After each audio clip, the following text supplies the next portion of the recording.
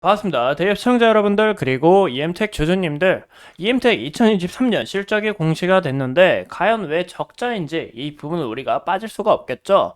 그래서 이 적자였던 이유 한번 알아보고, 그리고 올해 과연 턴어라운드 가능한지 오늘 한번 집중해서 영상 시청해 주시면 감사하겠습니다. 그럼 같이 알아볼까요? EM택의 2023년 실적 부분을 보시면 매출액이 큰 폭으로 줄어들었고, 이 부분에 있어서 영업이익과 당기순이익이 적자로 전환이 되었다. 굉장히 큰일이다라고 볼 수가 있겠죠. 그 이유가 바로 뭐냐? 기존 전자담배 주 고객향 매출 금각과 더불어서 이를 대체할 신규 고객사의 미출 기염 시점 및 도래 등으로 제품 사업 매출 규모가 감소하고, 이에 따른 고정비 효과로 인해서 영업 손실이 발생했다라고 보이고 있고, 부품 사업은 마이크로 스피커 매출 감소 영향으로 인해서 4년 만에 소폭 역성장을 했다. 또 미래 성장을 위한 이 신사업과 신제품에 있어서 개발 및 투자를 비용이 증가했다라는 겁니다. 그래서 이 부분이 좀 굉장히 좀 중요시 봐야 되지 않을까 싶어요. 왜냐, 2023년 같은 경우 우리가 어땠습니까?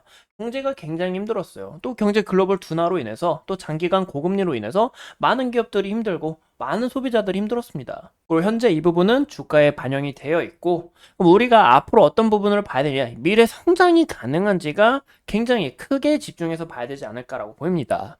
그래서 2023년 실적이 적자였던 이유는 현재 이램텍은 삼성전자에게 공급을 하고 있죠. 또한 이 스피커뿐만이 아니라 또 40만 장 이상의 이 그래픽 카드를 이 PC 그래픽 시장과 OEM 채널을 이용해서 이제 유통 공급까지 하고 있습니다. 이 반도체, 작년 같은 경우 이 반도체도 좋지 않았잖아요. 그리고 삼성전자 이 휴대폰만 봐도, 폰 점유율을 볼게요. 23년 근데 이제 파란색이거든요. 이때 매출이 점유율이 큰 폭으로 떨어지고 있습니다. 이런 부분에 있어서 2023년 실적에 대해서 크게 영향을 받을 수밖에 없었고, 그리고 전자담배 관련해서는 현재 KT&G에 납품 중에 있는데, 관련담배 수출로 인해서 3년간 680억 적자를 봤다고 합니다. 그럼 EM택도 당연히 영향을 받을 수밖에 없다. 이런 부분에서 적자로 전환이 됐다라는 것을 확인해 볼 수가 있고, 그럼 우리는 어떤 부분을 봐야 되냐? 바로 현재 삼성전자가 이 AI를 탑재한 이 갤럭시 S24를 시작으로 이 가전제품 부흥이 점점 시작되고 있습니다. 이 비스포크 가전은 현재 CES 2024에서도 보여줬는데, 현재 가전을 팔고 있고 유럽에서 굉장히 난리라고 해요. 이런 부분 스피커 그리고 EM택의 이런 그래픽 카드 당연히 필요할 수밖에 없고, 이런 부분에서 EM택의 실적이 우상향할 수 있는 좀 비결이지 않을까라고 보입니다. 그리고 EM택 아까 실적 부분을 봤을 때 이 R&D 투자 비용 그리고 신사업에 있어서 크게 나아가려고 하고 있어요. 그래서 이 신사업을 어떻게 들고 오는지, 또 어떻게 병행이 되는지 이 부분을 좀 중요시 봐야 되지 않을까 싶습니다.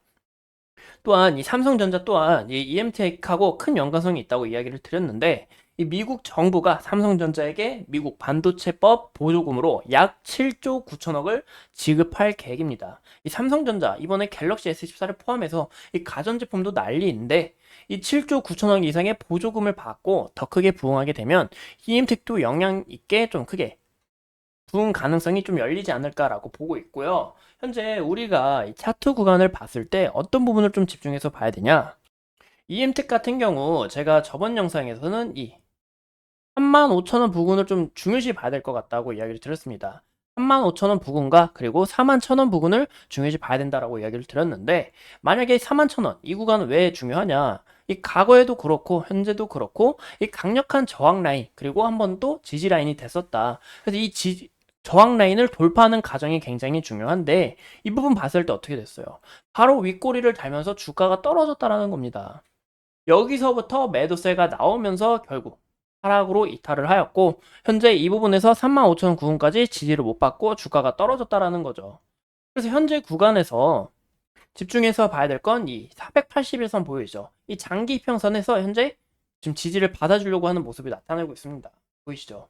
그래서 이 지지를 지속적으로 받는지가 굉장히 중요한 요소가 될 거라고 보이는데, 현재 구간에서 차익 실현 물량이 나오면서 주가가 자꾸 아등바등 좀 위험한 위치에 있다. 현재 이 35,000원 부근이 아닌 33,000원까지는 좀 지켜봐야 되지 않을까라고 보입니다. 또 이 35,000원 부근에서 저항을 받은 만큼 35,000원 이상 돌파를 하면서 다시 한 번 더 주가가 위에서 지지를 받고 형성되는 이 과정이 굉장히 중요해 보인다라는 거죠.